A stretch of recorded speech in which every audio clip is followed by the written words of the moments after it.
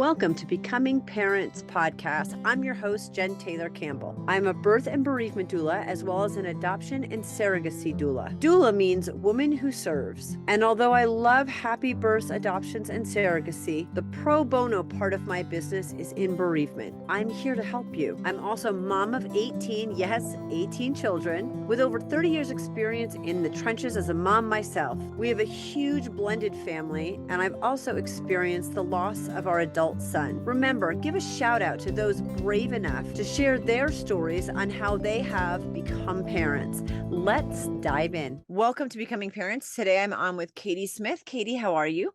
I'm great. Thanks for having me. I'm so excited, and with you, it was like we can't keep talking before we Right. record because that'll be the whole podcast interview. But I Right. love your story. First of all, people can find you in the description. We have your links. You are a published author, and it says that in the title. But you wrote about something real specific. I don't know where you want to start your story, if it's getting married, because I don't know when you started struggling with it. Well, 2 years after marriage, it was TTC. Can you go back in time and take us through that process? Yeah, Is that sure. where you want to jump in? Well, I'll give you a little history. Good. Because I've always wanted to be an adoptive mom. Ah, okay. When I was younger, I go to a big church. My dad's one of the assistant pastors, so very involved. And there was a family there who they worked at a boys' home, and they were house parents, but I didn't know what that meant. I just knew on Sundays there were like 10 boys that came in with this family, and they were part of the family, and this couple just loved them as their own. And that's kind of opened this door for me, where I just saw the love of this group and how these boys were being cared for. And I just always wanted to do that. And then my husband and I were when we were dating, we did a bus ministry where they, bussed in kids from the poorer section of town into church. And Yep. these first graders were coming in, and we loved them, and we took care of them during Sunday school. And then they didn't want to leave us. They didn't want to go home because they didn't know what they were going home to, or if anybody was going to be home when they got there. Their situations were so bad. And so I just, from early on, I always kind of had this like heart for adoption and foster care. I just didn't know what that would look like. And I just always thought, I would be the typical, good wife who, you get married 2 years later, you have a baby, and then you go from there. And and I come from a family where my sisters, that's kind of what they did. They planned out their pregnancies, and they had their babies when they were ready to have them, and that's how everybody was doing things. But I have had thyroid disease, and I wasn't diagnosed at the time. But it also resulted in me having polycystic ovarian syndrome. Mm-hmm. So my body, if I get pregnant, which is very hard to do, then my body also rejects the baby before I even test positive for pregnancy. So I could have been pregnant at some point and just not even been aware of it. And so we were kind of talking about like what this would look like, how should we become parents. And it was like God was just closing all the doors to conceive naturally. And we talked to our doctor, and I went through the first 6 months of taking the pills to make me ovulate more. And that kind of made me a crazy person, messed with my hormones, messed with my husband is thankful today that he's still alive, because I would just You be never like, what? know. I know. Well, I would, one minute I would be so happy and lovey-dovey, and then the next minute I would be like throwing things. And and he said, you gotta get off this. This isn't working. They had me on the highest prescription they could give me, and it just was a lot of out-of-pocket money, because it's not covered by a lot of insurances. And we talked to our doctor, our fertility doctor, and he said, well, we can start doing, the shots, but I cannot guarantee that you'll be able to carry this baby to term if you do get pregnant. Mhm. And it's going to be thousands of dollars out of pocket. And so I happened to work for an attorney at the time whose former assistant had gone through an adoption. And he said, I want you to talk to her and get some more information. And it turned out that adopting was going to cost about the same amount of money as it was to go through all these fertility treatments that might not result in a baby. And while I grieved a little bit about not going through pregnancy and experiencing a life growing inside of me, really what I wanted was to be a mom. And that was like the most important thing. And so it just kind of seemed like God was leading us down this path. And at the time, we thought we wanted to do an international adoption. And so signed on with an agency, but they were going through a lot of turnover at the time. Their staff, somebody was on their staff had been diagnosed with cancer and was dying, and then another one was leaving because she was pregnant. And there was just, they said it'd be a year and a half before they could even get anybody in to do the seminar. And we had already been trying for about 5 years. And and then it turned out that to adopt through their program, my husband's 8.5 years older than me. So he qualified for their program, but I didn't, because I was still in my 20s. And so it was just kind of like, okay, what do we do? How do we go about this? So we had researched and gone so far with international adoption, and it seemed like God was closing that door. So we thought, well, there's a lot of kids here in our community that need us, so let's go through the foster care system. But the person in charge of the foster care program here was not a great advocate for the children at the time, and led a seminar that resulted in a lot of the families pulling out of the program. And she just was very I think over the top with the problems that can come about, and how the DSS, or the Department of Family Services, could come in and threaten you. And there was just a lot of factors that we just couldn't consider. And so the attorney I worked for, his assistant called me and said, well, I found this adoption attorney, and we were working with him, and this couple was also working, this birth couple was also working with an agency in town, but they never intended to actually place their children for adoption. They just wanted somebody to pay all their medical bills and all their expenses, and they skipped town. And the agency told their couple, too bad, you're out the money, move on. But the attorney said, oh no, this is fraud, and went after the birth family to try to get some of the expenses paid back to the adoptive couple.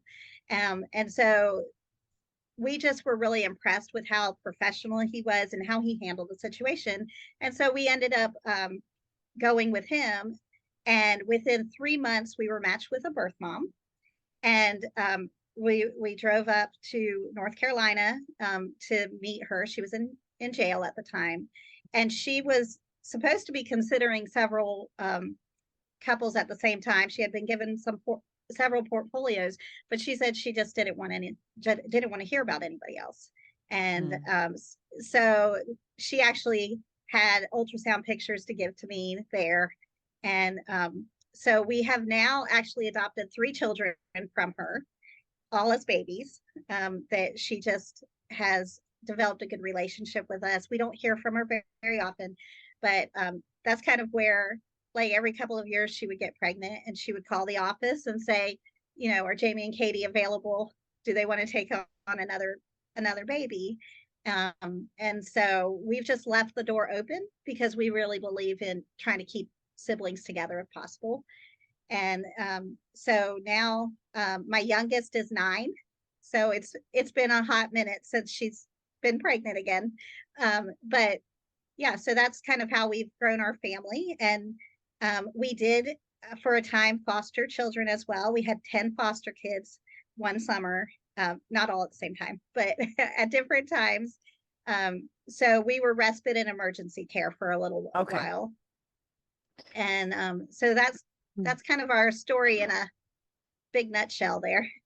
You were on Clomid when they went. Yeah, me too. Yes. I went through infertility also and I got up to IVF, and I just said, this isn't my path, and I think some of us that go through infertility, it makes it so that it's almost a relief. And I was able to get pregnant they don't know how, but I mean, I never went through more infertility, and I was able to get pregnant, and where other people don't. But I Right. knew when I was walking away from that, I knew that it was not my path, and that if I couldn't get pregnant biologically, I was fine with that. So I think some Yeah. of us, it gives us peace and reassurance. We go through it enough.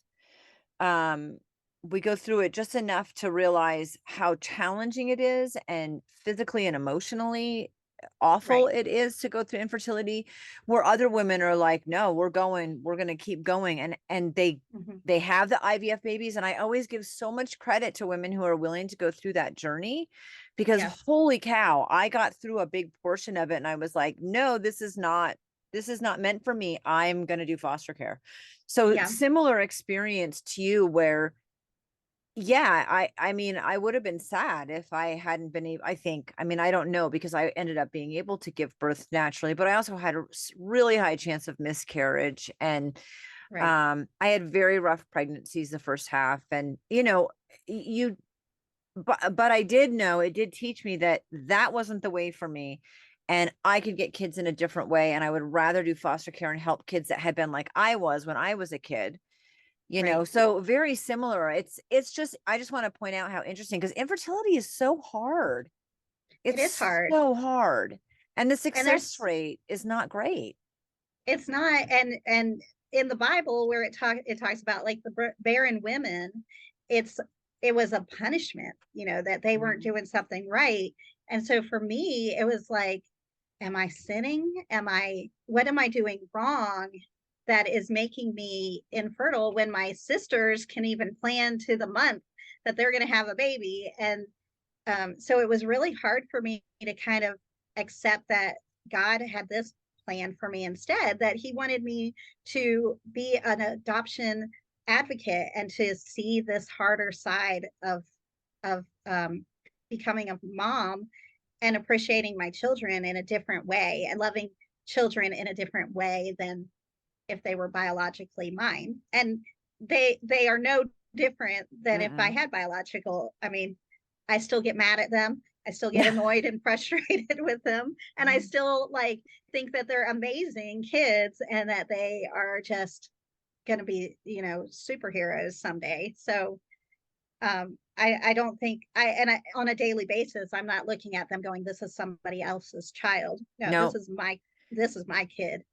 And anybody who's ever adopted understands that it's not about biology. And you adopted at birth. I adopted 3 out of Yes. 5 of mine at birth also. And Okay. I don't love them any different because I got them older, but you do have that time to bond differently Right. when you have them from the very beginning. Yes. um when they're a little bit older, you kind of have to fill in those gaps in different ways, but you do. Right. And then it's not Right. any, I have to sit and think like, who was at birth and who was later and how old were they? You Right. don't. I have a sister-in-law who couldn't get pregnant, and she adopted twins at birth. And then the twins were like 13 and she was in her 40s and got pregnant randomly and had a baby. Wow. And I asked her, how different were these experiences for you? And it was interesting. Her husband, who wasn't the one that was pregnant, her husband said, the second that baby's in your arms, it doesn't make a difference. Right. Exactly. You just have this amazing love for this child, that you don't even know where it comes from. It can't be said anything than it's supernatural. Yeah, it's amazing. I also looked into international adoption. I think celebrities make that look glamorous. And Yes. there are a lot of kids in orphanages that could really use homes, but the cost Right. and the amount of red tape and the amount of time, Exactly. celebrities don't really go into all of that stuff. And maybe Right. money can speed it up. I don't know. But Yeah. it was, I mean, I was torn with international adoption because I knew there were so many kids right here in our own country. Like, why are we fixing another Right. country if ours is still broken? Right. Um, we still looked into it though, and it Hmm. is daunting. Right.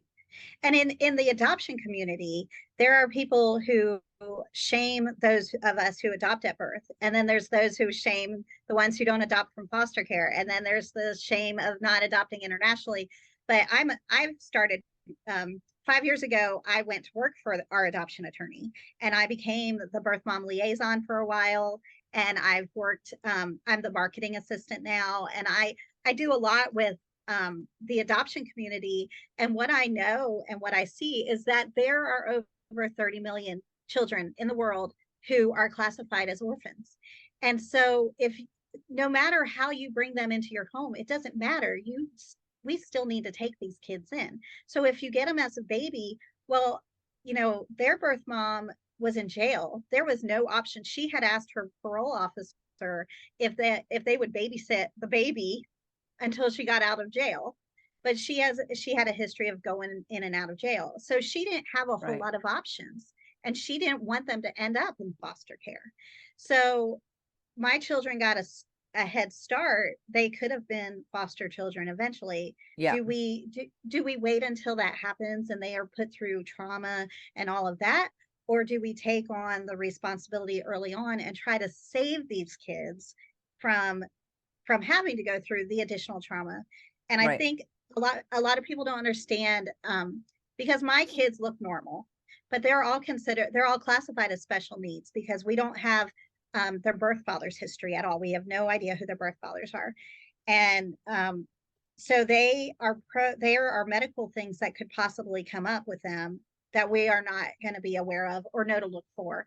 And in addition, a child who is adopted even as an infant has the trauma before in the womb, because the birth mom is not trying to connect with the baby. She's trying to separate herself.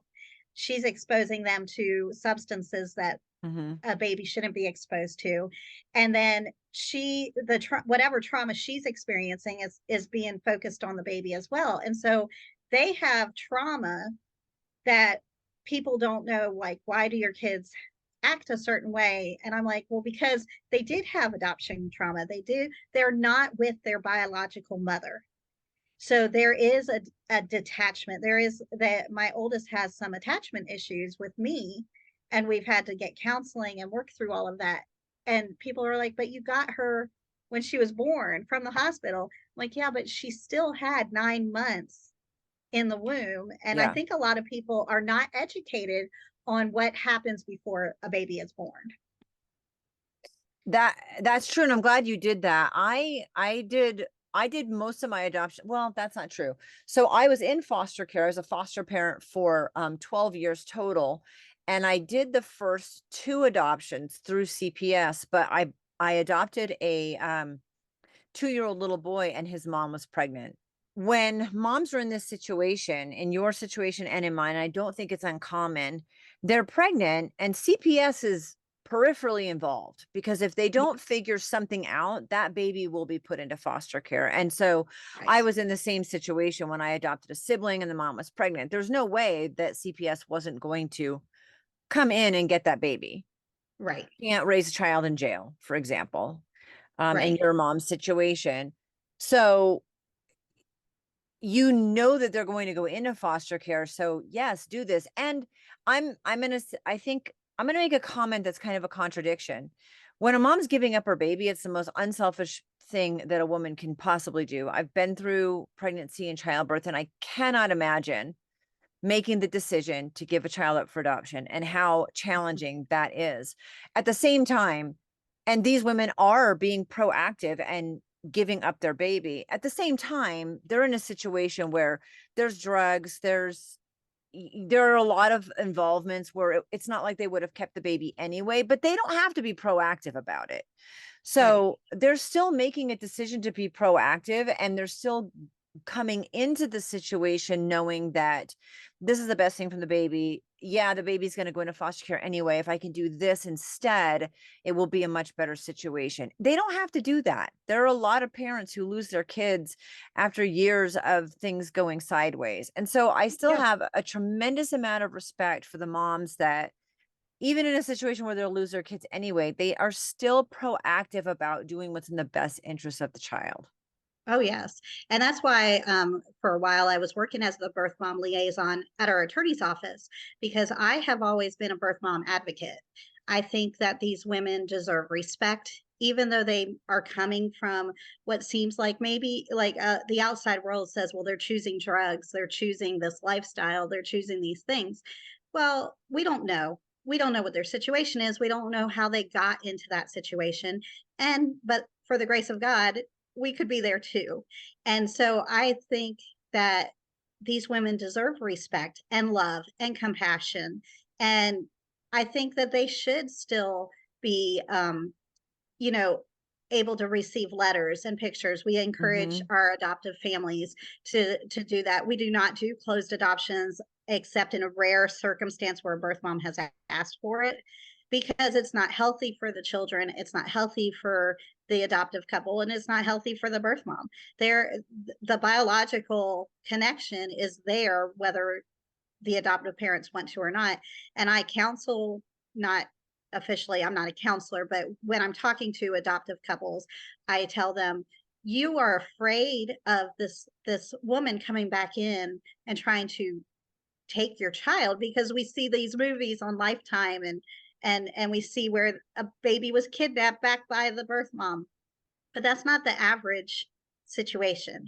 These Mm-hmm. women have who care enough to go through 9 months of pregnancy and pick a family that will raise their child in a better way than they feel they can, usually are pleased with their decision if they're treated well and treated with respect. And so I have always told, like, people will ask me, why do you send her pictures when she asks for them? Why do you keep writing her letters? Why do you even leave those doors open? Because my children need to know what this woman gave up for them and how she chose life. And when she was in jail, the jails actually encourage abortions because they don't want to a baby who is born while they're in while the mother is in jail is considered a ward of the state, so the state has Right. to pay for all the medical and all of and for like the first year they're on Medicaid and all of that, and the state doesn't want to do that, so they try to encourage abortions because that's an easy fix. And so for these moms who say, no, I'm not going to do that, I'm going to choose life, that's a big deal. And I think that they deserve respect when they could have taken an easier way out. I agree. I I don't know what your definition is, but I did open adoptions in the sense that I've had the same phone number and my old Hotmail address for like, my phone number's been almost 19 years, and um I forwarded the phone number before that for as long as I could, and I've kept the same email that forwards to my current email, and that is the only reason. The only Right. reason that I have a Hotmail, I mean, I wouldn't have changed my phone number anyway, but I did as much as I could so that if birth parents wanted to find me and be able to talk to me, I made it as easy as possible. They were Right. always allowed to have contact with me. They were not allowed to have contact with the kids. Right. Yes. And that's how And I that's did it. ours. Yeah. And I think you like adoptive couples, they need to know, like, an open adoption does not mean you're just opening the door and letting people come into your house who could be a danger to your children.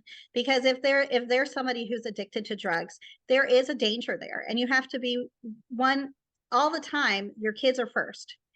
So you have to like gauge the level of how open your adoption can be. We felt like it was best for things to go through our attorney. All of Right. all of our mail, anytime she writes us or we write her, it comes from our attorney's address. So and any phone calls, if she calls the office, then they connect her to me. So so Yeah. there's like a protective barrier there for our children, but we're also keeping those doors open. And we hope that one day we'll be able to have a meeting with her when she's ready and when the kids are ready.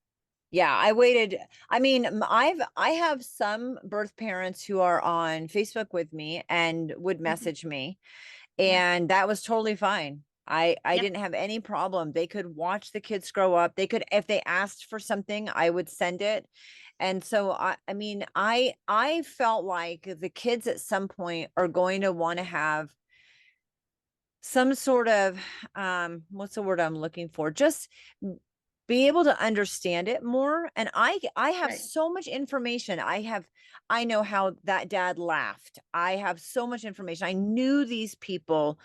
I knew all of the birth parents. I kept pictures and records of when we met.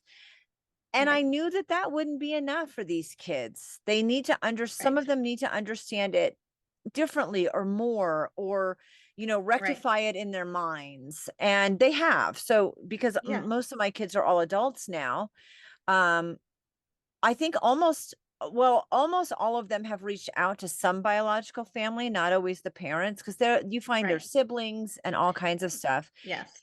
So as a mom, to these kiddos, one of the questions I know you've probably gotten, that I've gotten, is like, how does that not hurt your feelings leaving this door open? Well, I think that you have to say that you want what's best for the kids. And I love these kids and I would give my life for them. So this is a small part that I can give to them. These are not people who are trying to take over. These are other people who connect them to the puzzle in their life, that provide them a healthy existence so that they know what to expect, so that they know who they are. And how selfish am I being if I keep that stuff from them if I have access to it? I mean, I've told them I will eventually share with you everything I know, but sometimes it's not appropriate for where you're at right now or how old you are. And so I'm not going to share all the sort of details, but I am going to let you know who she is and what she did for you and what the process was. And that way, when the kids ask me questions, I try to be as honest with them as possible because, um, like studies have shown that the healthy adoptees are the ones whose parents are honest with them and open with them and not trying to keep these things a secret. We need to get rid of this idea that just because they came to us in a certain way, there's no shame in it. And if we keep those facts a secret, then we make it like their adoption is shameful and like we're embarrassed. And I don't ever want my children to think that. And I actually, my attorney recommends to families. He's an adoptive dad too, and he's been doing this for 40 years. And he tells all of our clients the best time to start talking about adoption is when your kid is born, Yeah. and you keep on because you make it normal. And that's why I wrote my book. Why did you choose me? Because it's a book for children, for young Yeah. children, that just kind of starts the process of talking to them. Because I think a lot of adoptive couples are like, what do I share? Aren't they too young? But they're not. They need to know that they're loved, and they were so loved by this person who couldn't take care of them and knew they couldn't take care of them, that she chose life and said, I'm going to find a better situation for you. Right. Yeah. And to know you're loved that much, I don't think that there's anything wrong in knowing there's so many people who love you like that. I also felt like it wasn't a competition. I wasn't competing against a biological mom. I was who I Right. was, right? I'm mom and I am who I Hmm. am. And if they eventually met and started a friendship with the other mom, it's just a different friendship. It's a different relationship entirely. And I've Right. told my kids that it's not like you have four friends and if you meet somebody new, you got to kick one out because you only have Right. capacity for those four, right? We have Right. this unbelievable capacity for relationship and for love, and Yeah. it's a different relationship. Yeah, I love that. I didn't consider ever using an attorney to adopt. I went straight through foster care, and you're right, you interrupted the process of foster care and additional trauma. Yes. And our attorney actually kind of works like an agency. We work from match all the way through finalization. Hmm. And because it's a smaller adoption, there's different standards and different things that, like, the home study is even Yeah. different from what you do for foster care and adoption. And we've done the home study for foster care, we've done the home study for international adoption, and we've done the attorney one. And the attorney one is the easiest one because they don't have all this extra red tape that they have to go through and have the fire marshal come in and have, Right. all these things. It's much easier. And on average, we match, and the baby goes home with the couple and finalization within 12 to 18 months. Whereas with an agency and foster care, it's 2 to 4 years. Yeah, it can be. So Yeah. so the process is a little bit easier, and the fees can be a little bit less, depending on who you're working with. And that was another thing for us, just finding out, like, how do you afford adoption? And a lot of people say it's like buying a child. And I get really, like, that irks me so much because it's not. It's a lot of people who need to be paid for doing the legal stuff and to go in the extra mile to get a baby. It's not you're buying the baby. You're not going to the birth mother and offering her $20,000. You're taking care of the court costs and the Yeah. legal fees and the paperwork and all of that stuff. And so people don't understand why it costs so much. But I do think, like, my attorney moved here to South Carolina in order to cut some of the red tape and has worked with the Department of Family Services to try to change some of the law around adoption, because we do need better standards. We do need things to be easier, but we don't want them to be too easy because then you're going to have people who have bad intentions who are adopting, and we want to make sure these children are going to good homes. So it's a kind of one of those gray areas that's hard to know where to cut back. It's interesting because no one has ever commented to me that, you bought a baby, and maybe because things originated with social services. But Mm-hmm. yeah, we paid for adoptions. We paid for 3 months of living expenses for a birth mom. Right. We tried to put money where it made sense to make life easier for the birth mom who had just gone through this whole pregnancy, Right. and for the baby. And a lot of it Mm-hmm. was we had an attorney, and we for the 2 adoptions that happened with social services peripherally, like, they would have come in if we Right. hadn't finalized the adoption. They were very present, but they kind of stayed out of our way. So it was a private adoption with Right. CPS holding our hands, letting us know what, you Yeah. know, this is how it has to happen. So we had to pay the attorney, Right. we had to pay the court fees. We elected to pay the birth mom's fees. We Mm-hmm. didn't have to do that, but we wanted to, because she was doing something for us, regardless of whether Right. or not this child would have been taken from her. Right. When moms take that second and go, wait, I want to do this a better way, it's still a better Mm-hmm. way. And I wouldn't Yes. have my children without her. Exactly. So I've thanked Right. every single mom that I've Yes. that I've worked with. I've thanked them. And people don't understand, like, when you're taking care of birth mom expenses, you're not paying the birth mom. You're paying, like, we work through our attorney. Our attorney from a trust paid for her rent to the Yeah. landlord and Yep. paid the cell phone company directly. It's not like and it wasn't a never ending source of income for her. It was just for Right. the few months before the baby was born and a couple weeks, or I think 6 to 8 weeks after postpartum, just to help get her on her feet. And I kind of saw her as, my sister. Like, I took her in. I loved her because she is the mother of my children. So if I can help her and try to set her on the right path and help her get out of the life that she was living, then I'm okay with that. It's a short amount of time that I'm paying for. Yeah. Yeah, it was, we didn't pay it. We didn't give her money. So it was Right. the same sort of situation. And I think you have to take wanting to have a child, wanting to make a difference, wanting to take a child who is or will be in foster care. It's very altruistic, right? We have this heart, Right. this love to do this. And And yet you need to be aware of all the process, the red tape, the applications, Right.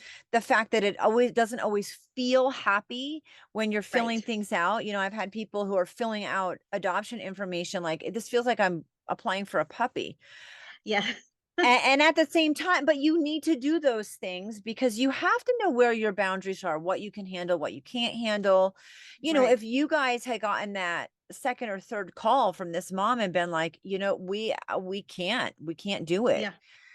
I believe siblings should be together too. I've kept sibling groups together also. And um, there's one situation where I couldn't keep going. I did 3 out of Right. 5, but when the next 2 came, I was like, I I can't keep doing this, Yes. right now. I just didn't have the capacity. So you have to sometimes weigh there's so many things you have to weigh out in this, Right. and unfortunately it's not personal and it can't be super emotional because there's just stuff that you have to do, Right. and but it is hard. It's hard. Yes. Well, our first match, I actually ended up turning down because my dad was in the hospital having heart surgery. It was going to be at Christmas time. I was going to have to go up to Wisconsin and where there was a blizzard happening at the time, and I was going to have to stay there for like a month by myself in a hotel. And there were just so many factors, and I didn't want to say no, but it was my husband and I just came to this point where we were like, this is not the situation for us because there's just too many roadblocks here. And then when we did get the call for our oldest, our attorney said, this is obviously a God thing because all the doors are opening for you guys. And this is so smooth, and everything that's happening is going so smoothly that this is just obviously your baby. And it was just like God's stamp of approval on this. And then when she called us a couple years later, we were not ready to adopt again. We had started thinking like maybe this time we will go through foster care and we will, because we have our first one, and maybe we will just, ride that out and see what happens. And she called us, and we didn't have any money saved up for adoption. We didn't have we were living paycheck to paycheck. And we said, okay, God, we'll say yes, but you're going to have to make this very clear. And we used up all our resources, everything we had. And we got to a point and we said, we don't know where any more money is going to come from. And we're going to have to say no. Mhm. And I was really angry. I was angry at God for like making me love this baby boy that hadn't been born yet, and that I hadn't been searching for. And then to close that door, I just didn't understand why he would do that to me. And he brought to my attention the verse where it says, I know um, that the plans I have for you are to prosper you and not to harm you, to give you a future and a hope. And Yep.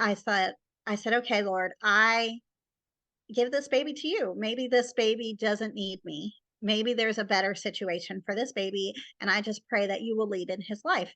And the very next day, my church threw me a humongous surprise baby shower and supplied all of the furniture we needed, all of the diapers, wipes, like anything you can imagine that we needed for this baby. And then within the next couple of days, 2 grants came through that paid the rest of the adoption expenses. And it was like God just needed me to say, this isn't your baby. This is for a time. I'm going to let you be this child's mother, and I expect you to follow me and just trust me in his life. And and it was just really neat to see like what what God wanted from me in that situation, Mhm. and to realize that these children, biological, adopted, whatever, we're just like their moms for a time. They're going to grow up, they're going to leave, they're going to start their own families. And so we do the best we can, and we just love them. and Mhm. and and with our third one, it was even harder because for her, I was actually invited into the hospital room and got Mhm. to see the birth, and I got to cut the cord, Yep. and I did all of that. And that was actually harder on me because then I didn't know where to be. Should I be supporting the birth mom, or should I be excited that my baby's here? And so actually, I after that one, something that people don't talk about, I suffered with post-adoption depression very badly after that one. And people don't realize that that's an actual thing because you're so high on getting everything done before the baby comes that afterwards you especially want to connect to this baby, but you haven't really had that time to connect with them because they weren't growing inside of you. And there's a little bit of a depression that comes on. And I felt like I didn't have as much support because I already had a girl, I already had a boy. People thought we were crazy to adopt a third one. And it just felt like overwhelming. And I got super protective of my family during that time. And I didn't want anybody to watch my kids. I didn't want anybody else to be a part of like taking care of the baby or doing any of that stuff because it was just really, for like 3 months, I was in a very dark place. I couldn't sleep well. I just couldn't do anything but focus on like, this is my family and nobody else is allowed to touch them. And I didn't realize at the time that there are services available for moms going through this. I didn't realize I was depressed. And I Right. did have, because I knew postpartum depression was a thing, but people don't talk about post-adoption depression. And so I have tried to be more of an advocate for moms now because people are like, well, you are the one who wanted this baby. You didn't have to have this baby. And Yeah. the mental toll that takes on you, yeah, I should be joyful. I should be happy. And I loved her. But at the same time, I was overwhelmed with, now what do I do? And just very, and a lot of people don't understand that that post-adoption depression needs more resources, needs more advocates, needs more adoptive couples need to be talking about. It wasn't all sunshine and roses after I got home with the baby. There was a lot going on. I got special certification to be an adoption and surrogacy doula just because of that. And there's a lot more information now, but I love working with women who are wanting to do the adoption because that's a Mm-hmm. hard thing and I can support them physically. And like you Right. said, I was in the room with my last child too, and I cut the cord and it was the same thing. Now you're split, right? Right. Where do I go? What do I do? And that Mm-hmm. bridges that gap. Because Yes. I, as the doula, stay with the mom and take care of the mom, and you leave with the baby and take care of the baby. If you're Yes. whether you're in the room or not. And the depression for the birth mom, like she's still going through everything postpartum that you go Right. through, but it's not being recognized because she doesn't have a baby. Right. So, I love helping in those situations because easing those birth moms through that and the postpartum potential depression and physical stuff. And then on the flip side, helping the adoptive mom with the baby, because there's so many more things involved than you think are going to be involved. And it's really Right. challenging. So I'm Yes. very thankful that you brought that up. Well, I feel like when I'm sharing my adoption story, I need to share that part of it because people think, well, you got your babies, so you should be home and happy, and look how easy it was for you because you didn't have like this recovery time from being from going through labor, and they don't understand. Like, yes, but the mental toll it takes on you, and the and now you're suddenly up all night with a baby that you didn't have 9 months to bond with, and then you're supposed to suddenly want to care for this baby all the time. And with our first one, we left that hospital with the baby, and that first night we were like, what were they thinking? They should have asked for more qualifications from us. Right. I mean, I think a lot of us, whether you have a give birth or not, when you get sent home, it's like, seriously, Yeah. you have to get a license to fish, but I just walked out with a baby. So Yes. It felt a yeah, little wrong. And we had great nurses then, but the nurse and I, one of my jobs for the attorney for a while was working with the hospitals, and I would call the hospital, especially during COVID. A lot of the hospitals were limiting who was allowed in with these moms, which was especially tough yeah, because they don't have any support at all going in, and they're making this huge decision that's going to affect their lives forever. And so I was talking with the social workers at the hospitals, and some of the hospital social workers were quite ugly with me about even dealing with an adoption. And we had one, we've had more than one social worker who was not educated in adoption and not informed, and ended up getting Department of Family Services involved, and that complicated things even further Right. if the social worker had just known what they were doing. So I feel like there needs to be more education in the healthcare industry as well, of how to handle the adoptive couple, how to handle the birth mother, and to make sure that the plan is in place and that you're following their plan and not trying to change their minds. They've had months to think about this, and this is where they've come to the decision that this is where they need to be. And a lot of times when a social worker or a nurse talks the birth mom into keeping the baby, and she goes home with the baby, we hear back from the birth mom within a couple of months because the resources and the support at home are not there. And Right. the adoption plan should have gone through from the very beginning. But there also needs to be resources for them. If they want to keep their baby, we need to have more support Yeah. in place.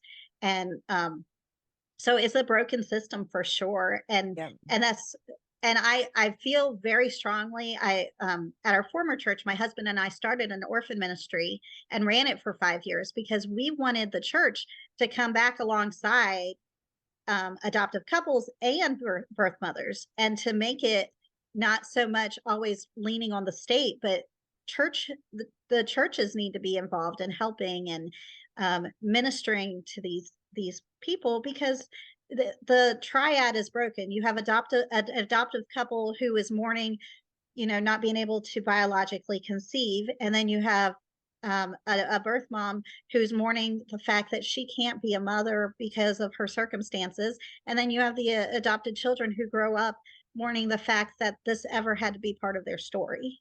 And Right. so, the more we talk about it, the more we make this the resources available and the support available, I think the healthier the adoption world will be and healthier families will be.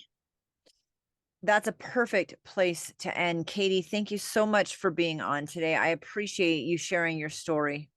Well, thank you so much. I've enjoyed talking to you.